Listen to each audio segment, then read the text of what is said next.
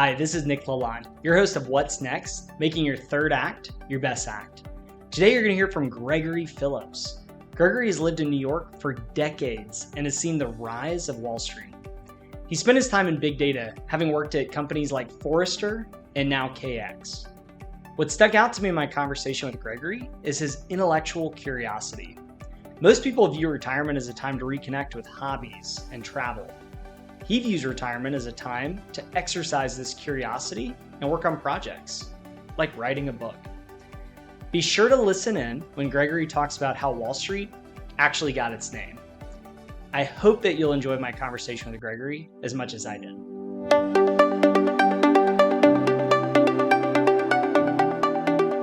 Hey everyone, thank you so much for tuning in to What's Next, making your third act your best act. I'm your host, Nick Lalonde, and I'm super excited because today we have Gregory Phillips here with us. Gregory, thanks for coming on to the show today. Hey, thanks, Nick. Great to talk to you. Great to meet you. So Gregory, you're based out of New York, New York. You've been there your entire professional life. I'm curious, it's known as the city that never sleeps. Is that true? Do you get good sleep? I live Midtown, so yeah, sleep is a little bit of a question mark sometimes. We live like right on Bryant Park, and we're in what used to be a social club back in the day, but it all got renovated and moved into cooperative apartments. So yeah, we've got like kind of this fantastic loft space that overlooks the park, and it can be a little busy at times, but generally because it's Midtown, people are there working for the day and then they leave and go home. So unless there's some special event in the park or some sort of like mayhem that the city can bring from time to time, no, generally I sleep very well, and it's not what people would imagine as where to live. In fact, this was the only residential building on the block when we bought the apartment in 1999. Yeah. So I've been in New York your whole life, pretty much in Mhm. the Midtown area. You are getting good sleep. I'm curious though, because when I talk to people who are in New York or LA, for instance, it just seems like a different lifestyle, right? Even different than Dallas, Fort Worth, where I'm located, which is a big metropolitan city. And so remind me of your age. I'm 61, and I think just part of the magic of being in a large metropolitan area is the diversity of the economy, the diversity of the people, uh, just in terms of the physical space and the people being in close contact. You never know who you're going to meet. And I think one of the interesting things about the city is you really end up exhausting yourself before you exhaust your possibilities. And when you've got an economy that's as large as diverse, from the arts to media to finance, insurance, banking, Salesforce, every company's got a headquarters in New York, including the pharmaceutical companies. So there's such a range of diversity of people, opinion, and opportunity that, yeah, it's hard to imagine myself being in a different city. But when you're in a city of over 8 million people, there are only a few places like that on the planet. And it's just a very special place in that regard. Has that impacted how you think about what's next and maybe transitioning, as we like to call it, to your third act or retirement? It has a lot. And I think just in terms of my professional roles and professional capacity, I was at Forrester Research for a number of years. I studied how firms were employing technology and the changes that were engendered through the adoption of technology. And I think what that sparked within me is just that there's so much inherent dynamism in the world around us, and so much to understand, so much to learn, so much to keep up with, that when I start thinking about my third act, um, I just want to pursue the things that I haven't had time for, whether that's writing a book or spending more time out on the golf course, as I'm doing a little bit today. Um, yeah, not a time to rest. It's a time to pursue things that I find interesting. And yeah, in this highly digitized, connected world, there's really no limit to what you can get into if you're driven and curious. Mm. So you mentioned that it's a time to do things you haven't had time for. I heard you say golf. I heard you mention I write a did. book. Sometimes when folks approach retirement and I'm having a conversation from a wealth management perspective, and I say, hey, what are you looking forward to about retirement? I hear travel, I hear vacation, I hear golf a lot. Yep. But that's a lot of the play aspect of retirement. What you led with is I'm excited to write a book. Yeah. And so that sounds like a lot of work. It sounds like you would be cycling between both play and work in your third act of life. Why is that? Well, I think the challenge for anyone is how you use and manage your time.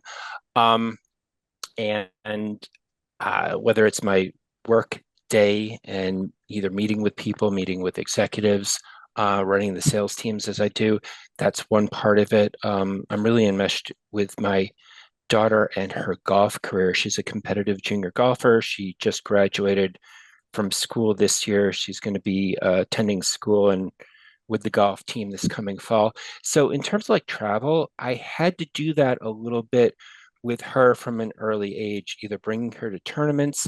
Um, as a competitive golfer, you can't just stay in your little bubble or your little competitive pool. So we've traveled the world. I mean, she's played in Australia, she's played in Scotland, she's had to play on the West Coast. If you're a competitive golfer and you want to get into a good golf program, they insist that you travel. Um, you have to always break your bounds, if you will, so to speak. So in terms of like, I feel like I've done those things a little bit, and that's great. In terms of like writing a book, being in Manhattan, you can't help but wonder with the great, tremendous array of architecture that's there.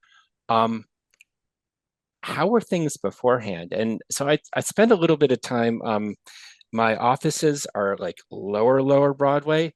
Um, 45 Broadway. So like literally you can't get too much like closer to the end of the tip of Manhattan than that.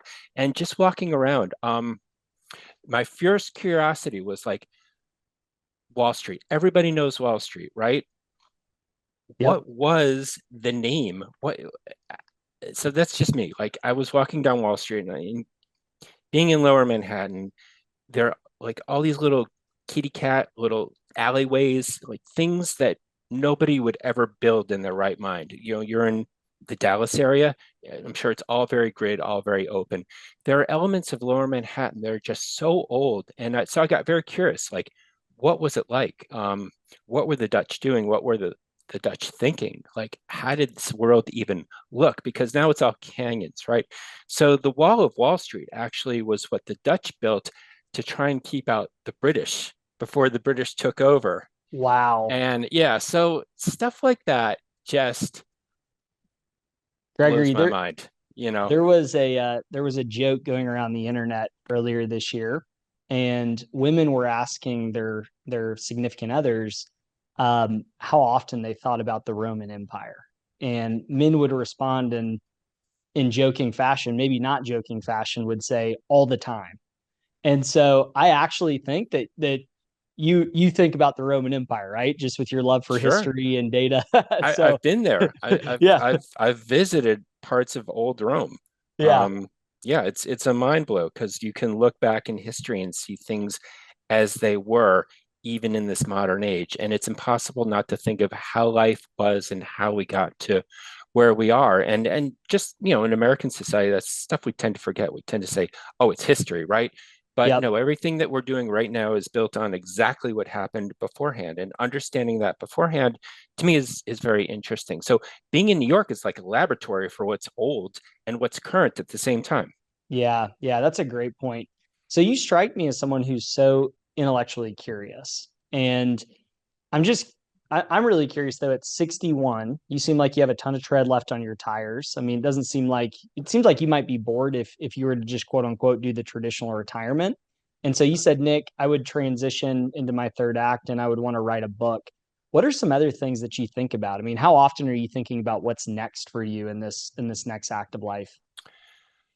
Well, I did have kids a little bit late. So my daughter's just starting college next year. Um, I feel like that's gonna bring me back a little bit to where I was in my college days. Um, I like reconnecting with things I experienced in her eyes, whether it's athletics or academia or the travel. Um, so yeah, just thinking about like what would be next. Yeah, there's a whole kind of road that I'm saddled to just in rearing a family and helping enable what's going to happen next. Yeah, I don't feel like I'll be retiring. It'll be just more, what else can I do? Yeah. How do you think the traditional American perceives retirement? Um, I think that's evolving a lot. Um, I as a student of history, and I feel like I'm really connected to where I was as a kid and thinking about my existence through my family's eyes a little bit. So, when my grandparents were getting to be this age, my grandfather's actually a very dynamic marketer as well. He worked for Noritake, China, and back in the day, Wedgwood English China was everything. And so he was instrumental in breaking open the American market for Noritake China. Um, but they had a firm retirement age. And so once he crossed that threshold, he was forced to retire. And what did everyone do at that age? You went down to Florida, you kind of had this adopted retiree lifestyle. And I think that's an old model that maybe is what other people are still thinking of. Um, but for me, just seeing how the world has changed since then, I really know that like going to visit my grandparents in Florida is not something that my daughter and her kids will be doing in a few years. I just feel like that's not for me. How that's transcended elsewhere in the country, I'm not quite sure. I know Florida is still very popular as a destination. Some of my friends, just for tax reasons, have gone down there. So, there's a whole host of reasons to retire or move on or do what you do. But I really like the energy of where I am. And I think for anyone, whether you're in Texas or California or in the Midwest, just finding what it is that's provided the spark for you all these years is something that you should keep with one way or another, even if you feel like you got to rest up and kick up your legs a little bit. Um, your mind is vital to your physical well-being as well. So I would say, stick with what's kind of kept you going and interested in life. So when you go to like high school reunions, what are you seeing most people are doing today? And have you been to any high school reunions recently? Yeah, so it just so happened we because of COVID, we had to put off our plans. And the idea was, okay, let's all get together when we're 60. Like it was some sort of weird high school Beatles reunion when I'm 64. My class, I came from a pretty small high school. Grew up in Westchester County, and my graduating class was just 164. So I knew everyone pretty well. And through social media, it's been very easy staying in touch with people and seeing what they're doing is really a mix. Some of my cohorts were really interested in making a ton of money and retiring. And that was their idea of what they wanted to do. And so, now they're traveling and enjoying their grandkids and very focused on that part of it. Others are still working or working hard because they need to. Frankly, the economy is always very dynamic, and for some folks, they're going to have to work. They don't have all the intellectual or economic freedom that others might enjoy. So I just saw a big range. Some guys are just very entrepreneurial. Like one guy on my block, he worked on Wall Street as an analyst, and he was looking at retail for years. And he said, "I can do this better." And he formed an internet company that does retail sales, and they do everything out of the Brooklyn Navy Yard. So there's just this range of dynamism that was part of who I grew up with and stayed in touch with. And yeah, it's just fun seeing where everybody ended up because it's like the closing credits of a movie that you experienced 40 years ago. Yeah. And yeah, some surprises and some, like no surprise at all. But there's just a lot of joie de vivre in the class overall. What a range of classmates, though, right? So some people who are still working because, like you said, the economy is dynamic, they really need to be working. But then you Yeah. have some who really, really hit it big and have an entrepreneurial spirit. So I'm curious, for the people who hit it big, who have this entrepreneurial spirit, did they just retire early? Did they transition to their third act in their 50s? Are they still working? Um, Couple guys, one guy who made it big out in Los Angeles, he was an entertainment lawyer. Um, he he just helps fund movies now. He sits back and he just puts his capital to work. Another guy who was the chief intelligence officer of a number of Wall Street firms. He made a huge amount of money. The guy in the class under us is he was the CEO of Goldman Sachs.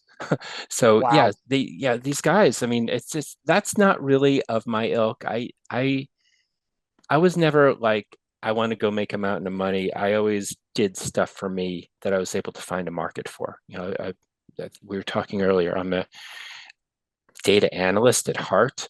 Um, so my thing was always, hey, let's look at these numbers, make sense of them, and tell somebody important what they need to know about them. And I made a career out of that. So now, basically, I value engineer for a software firm, and I run a sales team that basically is trying to get the customer experience close to the salespeople so that when they're talking to prospects, they can say, here's what we can do for you, here's the value that we add, and here's how quickly you're going to get your money back if you invest in this very sophisticated technology.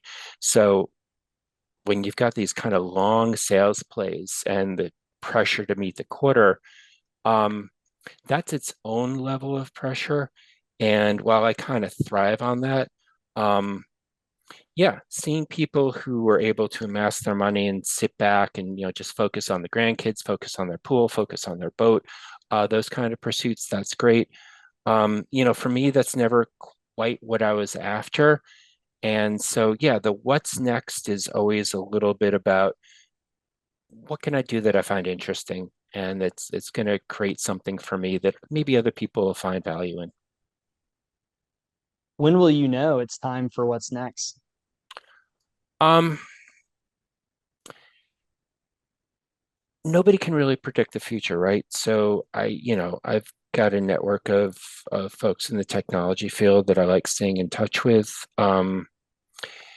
These technologies, it's hard staying at the top for any firm. I think about when I was coming out of school originally. I went to school in Massachusetts where there was a raft of high tech firms, none of which are around today.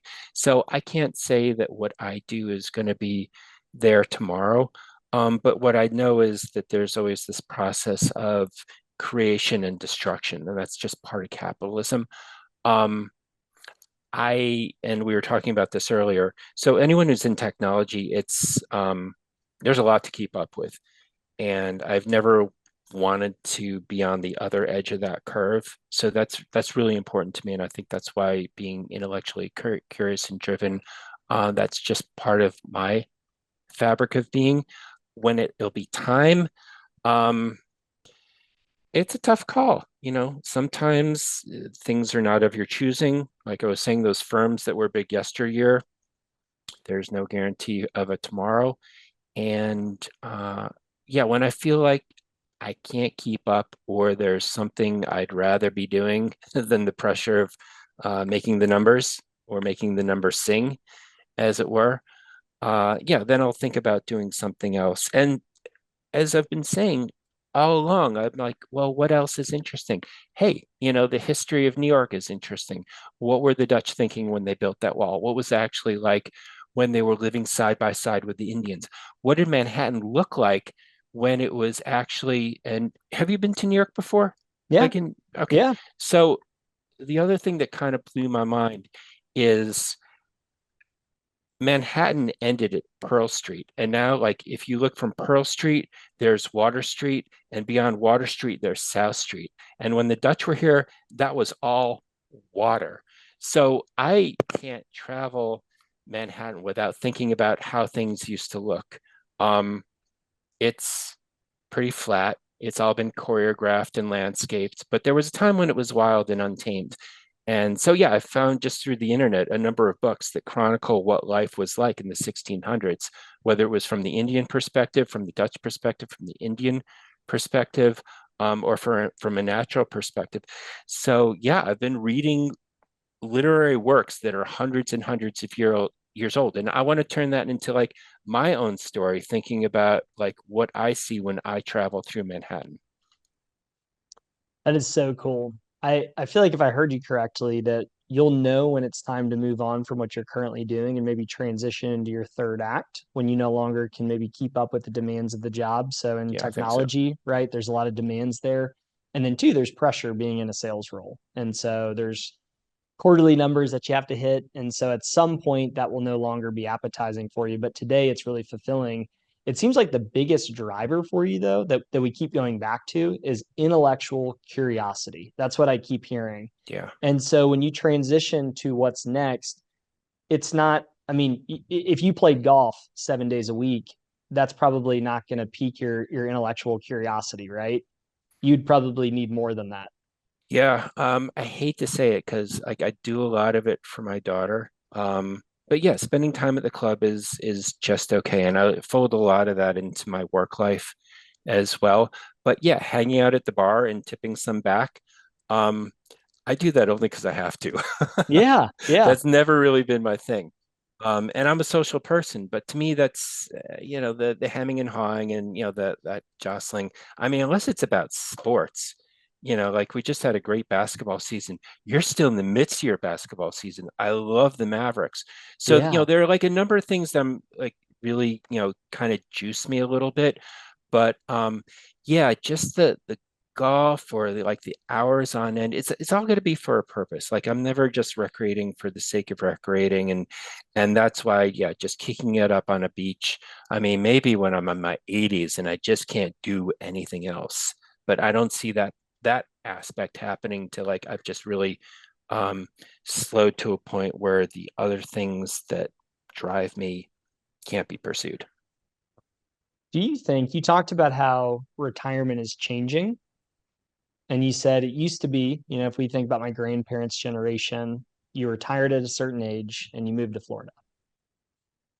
Do you think that retirement now is about still finding time for the leisure, finding time for the activities maybe you didn't have time for, but because it's 30 years now, I mean, you have to, longevity's in play here, right? So, I mean, Right. we have people living into their 90s.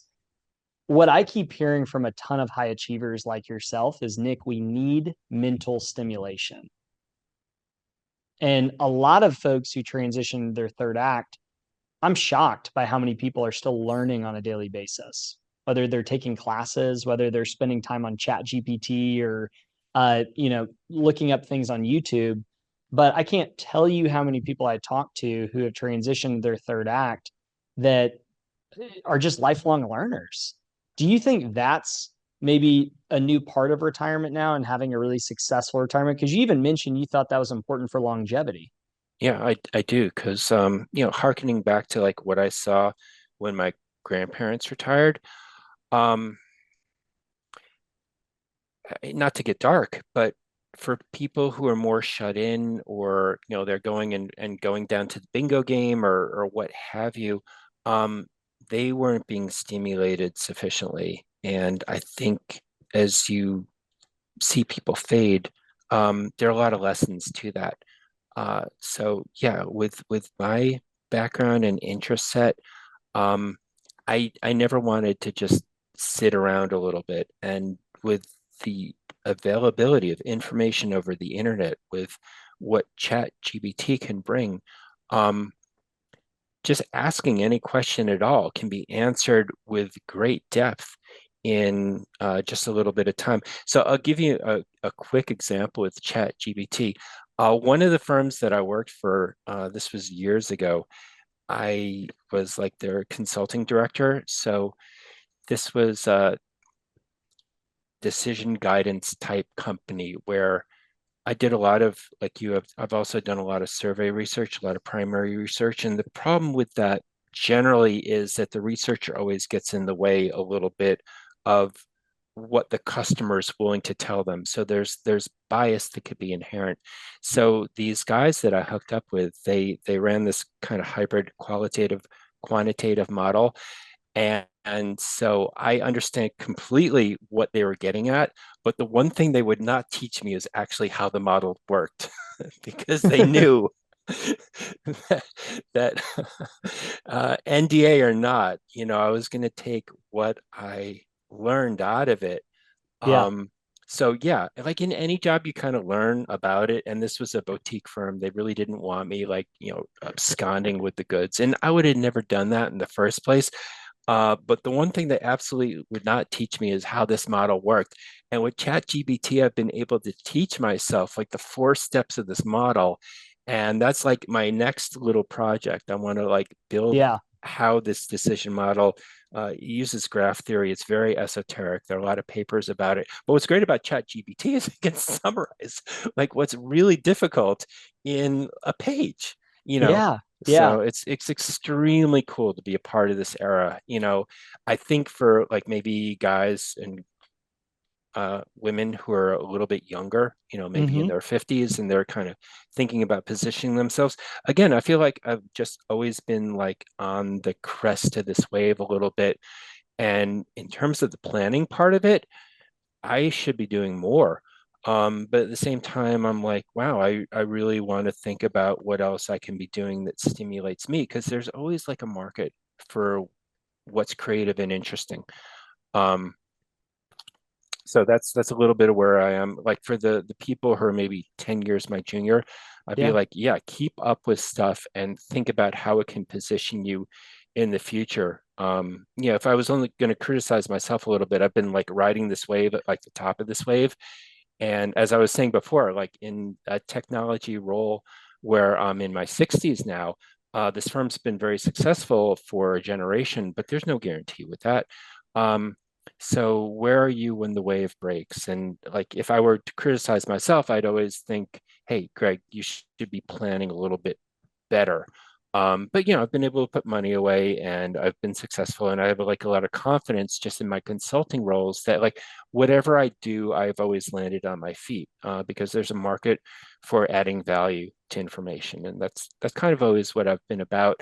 But for people who are younger that can be taking advantage of these tools in a better way, um, yeah, use it, because the world is still your oyster, and there's so much available, more so than ever. So I have one last question for you, and then we're going to wrap up here. So the three acts of life, as we see them, the first act is all about learning, typically 0 to 30. So think of your daughter at some point, she'll graduate college, then she'll probably be mentored in her first career. And then from there, move on to the second act, which is all about growing, accumulating, building. So we have business owners that are scaling their business. You may be growing a family, you're climbing the corporate ladder. The third act of life, though, is all about finding fresh purpose and identity. So sometimes high achievers, for instance, they identify a lot with their work, right? I talked to a doctor who said, Nick, I'm scared to transition because, does my life matter if I'm no longer practicing medicine? Today I save Yeah. lives. What happens when I'm no longer a doctor? So I'm curious for you, Gregory, as you transition from your second to third act, whenever that may be, whenever you feel Mhm. like you can no longer keep up with the demands of your role, 61 today, what are you going to do to make sure that your third act of life is your best act? To never be in a box. I think we identify with our careers and our roles, but at the same time, we've always got to be mindful of like, what else is it that I'm learning that I can put to use? And yeah, don't like for a doctor, maybe where you've got like a real, I don't want to say constrained, but like a something you can draw a little box around, like being a doctor, it may be more difficult to step out of that. I think for someone who's been always making a career out of information and adding value to information, um, yeah, harkening back to what I just said, the world is still your oyster. So whatever it is you want to do, you're still able to do. And the boundaries are so far less limiting because the structures of what you can get into have all been erased by the internet. Writing a book now, I don't have to find a publisher. There are professional companies that will take what I do, market what I do, find a market for what I do, and give me 70% of the royalties. So it's up to me to create something that's got value and interest to the marketplace. And so my book is going to be What's Beyond Wall Street. Basically, that's more or less the title that I've been playing with. But I know that I will be able to create something where I can sell my creativity to a much broader marketplace. And I think that's what anybody should be thinking about, just in terms of what might keep you young. Some people have done the grind and they want to kick back. That's great. I don't think that'll be me until my body is so broken down that, yeah, I'll be like, okay, now I have to rest. But I don't want to get to that point until I've accomplished more things. And to me, it's always, here's the other thing, like the campfire song that when I was young, um, the bear went over the mountain, the bear went over the mountain. What do you think he saw? He saw another mountain. So that's always been my mantra. Um, yeah, I've accomplished a lot, but I've always looked for what's the next challenge. And that doesn't always mean staying in the same field or the same business. It's like, what's the next vista and what can I do to get to that next vista and then see the horizon from there?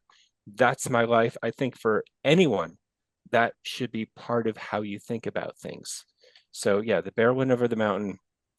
I saw another mountain. I And love that's that. that. Yeah, that is me. I cannot wait to read the mountain that you're about to conquer. You know, the what's beyond Wall Street, right? I think it's going to be a fantastic book. But I just love the zest you have for this next act. And what I really like is a lot of folks, the older they get, right? You've heard the phrase, you can't teach an old dog new tricks.